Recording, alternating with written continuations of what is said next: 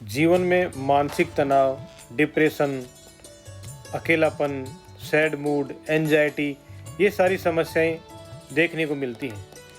किन लोगों के जीवन में ये सब चीज़ें ज़्यादा पाई जाती हैं? जब हम कुंडली का विश्लेषण करते हैं तब आप देखेंगे कि आपकी कुंडली में चंद्रमा और शनि जब एक साथ होंगे, चंद्रमा शनि जब कुंडली में एक साथ होते हैं तब बनता है विष योग। यह विष योग आपकी कुंडली के किसी भी भाव में हो सकता है। आपके किसी भी भाव में चंद्रमा शनि होंगे तो बनेगा विष योग, और इस विष योग के कारण व्यक्ति को तनाव, एंजाइटी, डिप्रेशन, अकेलापन, सैड मूड, ये सब देखने को मिलता है। जब आपकी कुंडली में चंद्रमा राहु और केतु के साथ होता है तब बनता है ग्रहण योग। ग्रहण योग के कारण भी ये सारी समस्याएं जीवन में देखने को मिलती है, क्योंकि चंद्रमा मन का कारक है। जो भी हम कार्य करते हैं वो मन से करते हैं। यदि हमारा चंद्रमा अच्छा है तो हमारा मन खुश रहेगा, प्रसन्न रहेगा, हमें हर प्रकार की टेंशन और डिप्रेशन आने की क्षमता को रोकने की क्षमता होगी। हम उनको अपने जीवन पर प्रभावी नहीं होने देते हैं। जब चंद्रमा कुंडली में कमज़ोर होता है तो छोटी छोटी घटनाएं भी हमारे मन को व्यथित और परेशान कर देती हैं। छोटी छोटी बातें हमारे दिल और दिमाग पर प्रभावी होने लगती हैं, जिस कारण से हमारे जीवन में टेंशन, डिप्रेशन बढ़ता है। इसी प्रकार चंद्रमा और सूर्य यदि कुंडली में एक साथ हैं तो अमावस्या योग बनता है। चंद्रमा जल है, चंद्रमा को हम जल मानते हैं ज्योतिष में, और सूर्य जो है वो आग है। आग और जल जब दोनों मिलते हैं तो दोनों मिलकर के वाष्पीकरण हो जाता है। यानी चंद्रमा हमारा जो मन है, ये मन है, और सूर्य आत्मा है। जब कुंडली में सूर्य और चंद्रमा एक साथ होते हैं तो अमावस्या योग बनता है। इसका मतलब ये कि हमारा मन छोटी छोटी बातों से परेशान होने लग जाता है।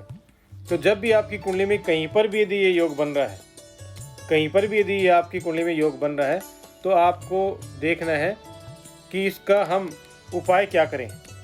और इनका उपाय करने का सबसे अच्छा तरीका क्या है कि आप चंद्रमा के मंत्र का जाप करें। ओम श्राम श्रीम श्रोम से चंद्रमसे नमः, ओम नमः शिवाय, ओम नमः शिवाय, ओम नमः शिवाय, सुबह शाम। और विशेष करके चंद्रमा के मंत्र का जाप रात्रि में करें।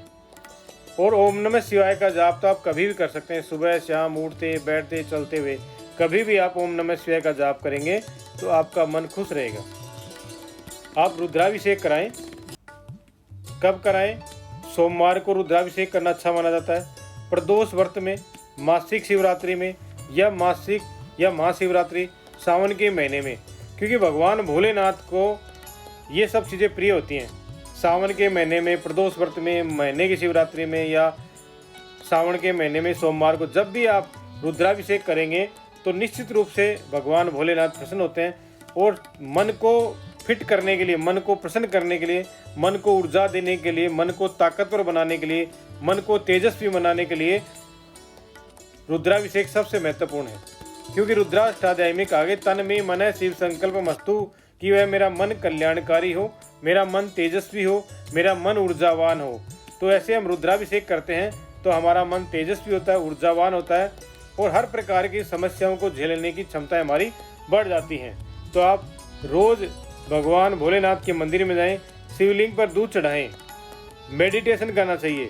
पूजा के साथ साथ आप मेडिटेशन और ध्यान करेंगे तब भी आप मन का बल बढ़ेगा।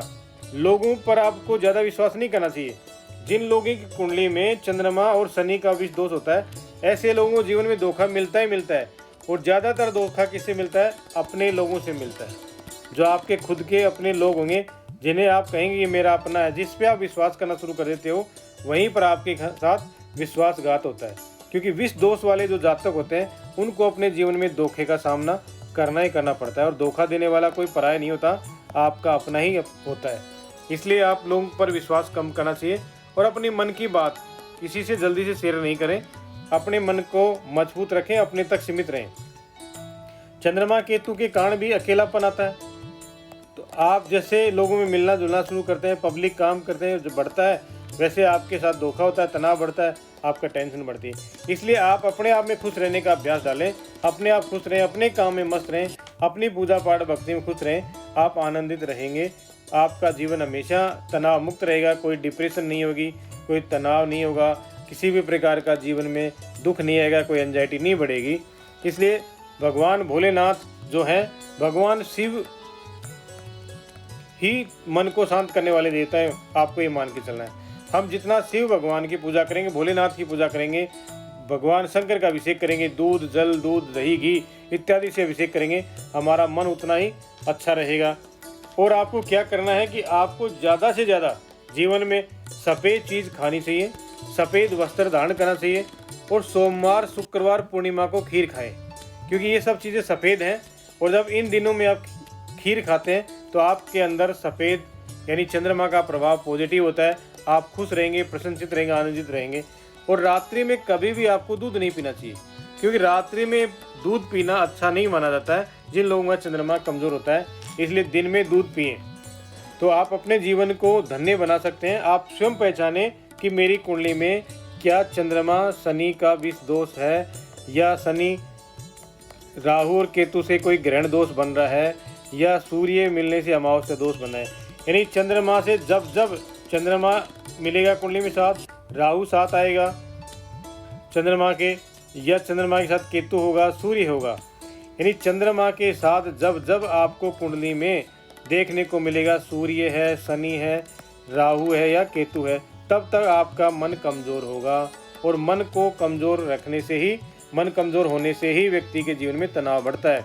चंद्रमा यदि कुंडली में आपका 0 डिग्री से 5 डिग्री का है, 27 से 30 डिग्री का है, आपका चंद्रमा सूर्य के साथ होने से कहीं अस्त तो नहीं है, चंद्रमा आपका कमज़ोर होगा तो ही आपका मन कमज़ोर होगा। इसलिए आपका मन तेजस्वी हो, मन कल्याणकारी हो, ऊर्जावान हो, इसके लिए आपको भगवान भोलेनाथ की पूजा करनी चाहिए। आप ये उपाय करेंगे, निश्चित रूप से आप तनाव से मुक्त होंगे, आपका डिप्रेशन दूर होगा, आपकी एंजाइटी दूर हो जाएगी और आप एक खुशहाल ज़िंदगी रहेगी।